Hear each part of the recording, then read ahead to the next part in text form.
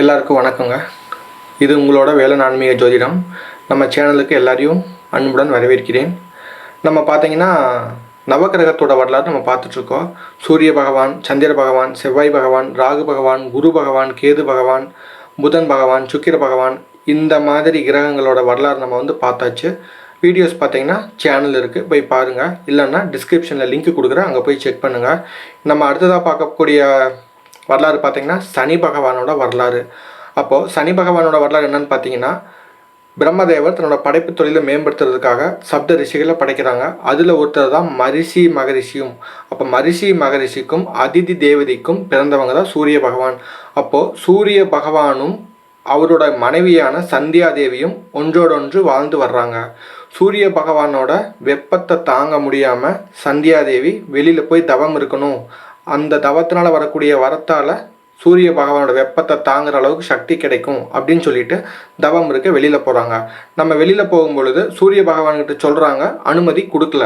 அப்போது தன்னை மாதிரியே ஒரு நிழலை உருவாக்கி விட்டுட்டு போகலாம் அப்படின்னு சொல்லிட்டு முடிவெடுக்கிறாங்க. அப்போது அந்த சந்தியாதேவி தன்னுடைய நிழலாக ஒருத்தரை உருவாக்கி அவருக்கு சாயாதேவி அப்படின்னு சொல்லிட்டு பெயர் வைக்கிறாங்க. அந்த சந்தியாதேவியும் சாயாதேவியை உருவாக்கி விட்டுட்டு கிளம்பி போயிடுறாங்க தவம் இருக்கிறதுக்காக இமயமலைக்கு. சூரிய பகவானுக்கு தன்னோட அருகில் இருக்கிறது சாயாதேவி அப்படின்னு சொல்லிட்டு கண்டுபிடிக்க முடியல. அப்போ 2 பேருமே கணவன் மனைவியாக வாழ்ந்து வர்றாங்க. அப்போ சூரிய பகவானுக்கும் சாயாதேவிக்கும் பிறக்கிறவங்க தான் ஒரு 3 குழந்தைகள், தபதி, சாவர்ணி மனு, சனீஸ்வரன். அப்போ சனீஸ்வரன் பிறக்கும் பொழுதே ரொம்ப கருமையான நிறமாகவும் தாழ்வு மனப்பான்மை அதிக உடைய ஒரு குழந்தையாகவும் பிறக்கிறாரு. அப்போ வளர வளர கைலாய மலையில் கணேச பெருமான் சொல்லக்கூடிய விநாயகர் பெருமானுக்கு பிறந்த நாள் விழா வைக்கிறாங்க. எல்லா தேவர்களும், எல்லா ரிஷிகளும், முனிவர்களும், கைலாய மலையில் இருக்கிறவங்க, தேவலோகத்தில் இருக்கிறவங்க எல்லாருக்குமே அழைப்பு வருது பிறந்தநாள் விழாவில் கலந்துக்க சொல்லி. அப்போது அந்த நேரத்தில் சனி பகவானுக்கும் அழைப்பு வருது. என்னன்னா, பிறந்தநாள் விழாவில் நீங்கள் கலந்துக்க வேண்டாம் அப்படின்னு சொல்லிட்டு அழைப்பு கொடுக்குறாங்க. சனி பகவானுக்கு பிறந்தநாள் விழாவை, அதாவது விநாயகர் பெருமானோட பிறந்தநாள் விழாவை பார்க்குறதுக்கு ரொம்ப ஆசை. அப்போ பிறந்தநாள் விழா நடக்கும் பொழுது சனி பகவான் யாருக்கும் தெரியாமல் ஒளிஞ்சு உள்ளுக்குள்ளே போயிடுறாங்க. அப்போது அவர் பார்க்கும் பொழுது அந்த சந்தோஷமான பார்வையால் விநாயகர் பெருமானோட தலையே வெடிச்சிடுது. காரணம், சனி பகவானோட பார்வை அவ்வளோ ஒரு பலன்கள் கொடுக்கும், தீய பலன்களாக மாறும். அப்போது சனி பகவானோட பார்வையில் வரக்கூடிய அந்த கெட்ட சக்தி விநாயகர் பெருமானோட தலை வெடிக்க பார்வதி தேவி உடனே சனி பகவானுக்கு ஒரு சாபம் விடுறாங்க. நான் வர வேண்டாம்னு சொல்லியும் நீ வந்துட்ட, இப்போ அவரோட தலை வெடிச்சே போச்சு, இனிமேல் நீ எங்கேயுமே வேகமாக போகவே கூடாது, உன் கால்கள் முடக்க ஆகட்டும் அப்படின்னு சொல்லிட்டு சாபம் விட்டுறாங்க. அதிலிருந்து சனி பகவான் எல்லா ராசியும் கடக்க குறைவான கால அவகாசம் எடுத்துக்கிறாரு. அதிலிருந்து சனி பகவானோட கால்கள் முடக்காயிருது. அப்போது அதுக்கு மேலே பார்த்தீங்கன்னா சனி பகவான் தன்னோட அப்பாவும் பகை, அப்பா சூரிய பகவானும் சனி பகவானும் பகையான கிரகங்கள் அப்படின்னு சொல்லிட்டு சூரிய பகவானோட வரலாறுலேயே நான் சொல்லிட்டேங்க, அங்கே போய் செக் பண்ணுங்கள். சூரிய பகவானும் சனி பகவானும் 2 பேருமே ஒருத்தருக்கு ஒருத்தர் பகை. அந்த குடும்பத்துக்குள்ளேயும் பகை. கூட பிறந்தவங்களான சாவர்ணி மனு, தபதி, வைவஸ்த மனு, இந்த மாதிரி குழந்தைகளும் பகை அப்படின்னு எடுத்துக்கிட்டால் சனி பகவானுக்கு ஒரே தாழ்வு மனப்பான்மை, போகிற பக்கமெல்லாம் ஒரே அசிங்கம், கேவலம், இந்த மாதிரி அதிகமாக நடந்துட்டுருக்கு. அப்போ சனி பகவான் என்ன பண்ணுறாரு, ஈஸ்வரனை நோக்கி கடுமையான தவம் இருக்க ஆரம்பிக்கிறாரு. சனி பகவானோட தவத்தால் மெச்சி போன ஈஸ்வரன் சனி பகவானுக்கு சனீஸ்வரன் அப்படிங்கிற பட்டத்தை கொடுத்து நவகிரகத்தில் ஒன்றா அவரை பாவிக்கிறாரு. சனீஸ்வரனும் நவகிரகத்துக்குள்ள ஒன்றா மானிட கர்மாக்களுக்கு நல்ல பலன்கள், தீய பலன்களை கொடுக்குறாரு.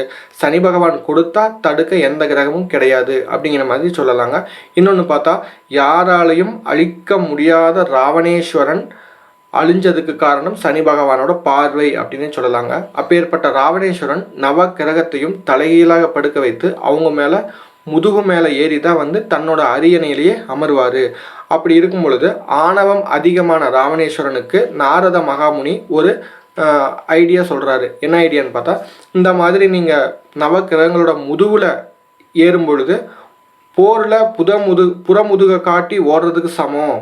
அதனால் நீங்கள் அவங்கள நேராக திருப்பி வச்சு அவங்க நெஞ்சு மேலே நீங்கள் நடந்தீங்கன்னா இன்னுமே நவகிரகங்கள் உங்களுக்கு அடிமையாக இருக்கும் அப்படின்னு சொல்லி முடிக்கிறாரு நாரத மகாமுனி. ராவணேஸ்வரன் நாரத மகரிஷி சொல்கிறத புரிஞ்சுக்காம அவர் சொல்கிறது கரெக்டு அப்படின்னு ஏற்றுக்கிட்டு அதே மாதிரி நவக்கிரகங்களில் எல்லாரையுமே நேராக படுக்க வச்சு அவங்க நெஞ்சு மேலே ஏற ஆரம்பிக்கிறாரு ராவணேஸ்வரன். அப்போ கடைசியாக சனீஸ்வரன் படுத்திருக்காரு. சனீஸ்வரனோட நெஞ்சு மேலே காலை வைக்கும் பொழுது அவரோட பார்வை நேருக்கு நேரான பார்வை ராவணேஸ்வரன் மேலே விழுகுது. அந்த நாளிலிருந்து ராவணேஸ்வரனோட இலங்கை அதிபர் அப்படின்னு சொல்லிட்டு பட்டம் வந்து பறிபோகுது. அடுத்தடுத்து வரக்கூடிய போர்களில் ராவணேஸ்வரன் தோல்வியுறாரு, இறுதியில் இறக்கவும் செய்கிறாரு. அப்போது இதுக்கு மேலே பார்த்தீங்கன்னா ராவணேஸ்வரனோட ஆணவத்தை அழிக்கிறதுக்காக ஒரு சின்ன திட்டம் தீட்டினவர் தான் நாரத மகாமுனி. அப்போ அதையும் தாண்டி ராவணேஸ்வரன் தன்னோட மகனான இந்திரஜித் வந்து அழிவே ஏற்படக்கூடாது, இந்திரஜித்துக்கு அழிவே வரக்கூடாது அப்படின்னு எடுத்துக்கிட்டு, அதாவது மண்டோதரி கர்ப்பமுற்றிருக்கும் பொழுது அவருடைய கணவனான இந்திரஜித்துக்கு என்றைக்கும் சாவே வரக்கூடாது அப்படின்னு கணக்கை போட்டு 9 நவக்கிரகத்தையும் 11ஆம் இடமான லாபஸ்தானத்தில் வச்சிடறாங்க. அப்போ 8 நவக்கிரகத்தை பிடிச்சிடலாம், 9ஆம் நவக்கிரகமான சனி பகவானை பிடிக்க முடியாது. அப்போது அந்த 9 நவக்கிரகங்களும் லாபஸ்தானத்தில் இருக்கும் பொழுது சுப உடையில் பிறக்கக்கூடிய குழந்தையால் இந்திரஜித்துக்கு என்றைக்கும் மரணமே கிடையாது அப்படின்னு புரிஞ்சுக்கிட்ட ராவணேஸ்வரன் அதே மாதிரி 8 நவக்கிரகத்தையும் பிடிச்சி கொண்டு வந்து லாபஸ்தானமான 11ஆம் இடத்துல வச்சிடறாங்க. அப்படி வைக்கும் பொழுது ஒரு சில குழந்தை பிறப்பதற்கு ஒரு சில நாளிகைக்கு முன்னாடி சனி பகவானோட ஒரு கால் அடுத்த கட்டமான 12ஆம் இடத்துக்கு போயிடுது. அப்போ 12ஆம் இடத்துக்கு போன சனீஸ்வரன் 12ஆம் இடத்துக்கு கூடிய சனி பகவானால் அற்ப ஆயுள், அதாவது 30 வயசில் இந்திரஜித் போரில் இறந்துடுறாரு.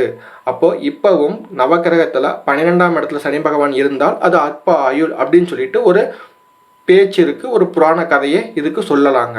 அப்போ இப்படி தான் வந்து சனி பகவானோட பார்வை பலன்கள் பலமாக இருக்குது. குறிப்பாக ஜாதகத்தில் உபஜய ஸ்தானங்கள்னு சொல்லக்கூடிய 3, 6, 10, 11ஆம் இடத்துல சனி பகவான் முழுமையாக வீச்சிருக்கும் பொழுது ஜாதகருடைய நல்ல பலன்கள் ரொம்ப அதிகமாக இருக்கும். இதே லக்னம் எடுத்துக்கிட்டால் 1ஆம் இடத்துல உட்கார்ந்தா சோம்பல் தன்மை அதிகரிக்கும். 2ஆம் இடம் எடுத்துக்கிட்டால் குடும்பஸ்தானத்தில் உட்கார்ந்தா அதோட பார்வைன்னு சொல்லக்கூடிய 7வது பார்வை 8ஆம் இடமான ஆயுள் ஸ்தானத்தை குறிக்கும். அப்போ இது மாதிரி இடங்களில் சனி பகவானோட பார்வை விழுந்தால் ரொம்பவே அது சம்மந்தப்பட்ட பாவங்களில் அதிகமான பாதிப்புகளை ஏற்படுத்துங்க.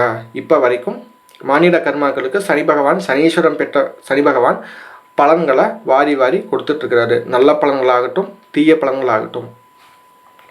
இதோட நம்ம நவகிரகத்தோட வரலாறு முடிஞ்சதுங்க. அடுத்து நம்ம வந்து ராசி பலன்கள், நட்சத்திர பலன்கள் இது எல்லாமே பார்த்து முடிக்கலாம். ஒவ்வொரு கிரக பெயர்ச்சி, ஒவ்வொரு மாதங்கள் நடக்கக்கூடிய கிரக பெயர்ச்சிக்கு ஒவ்வொரு நட்சத்திர பலன்களும் வந்துக்கிட்டே இருக்குங்க. நன்றி, வணக்கம்.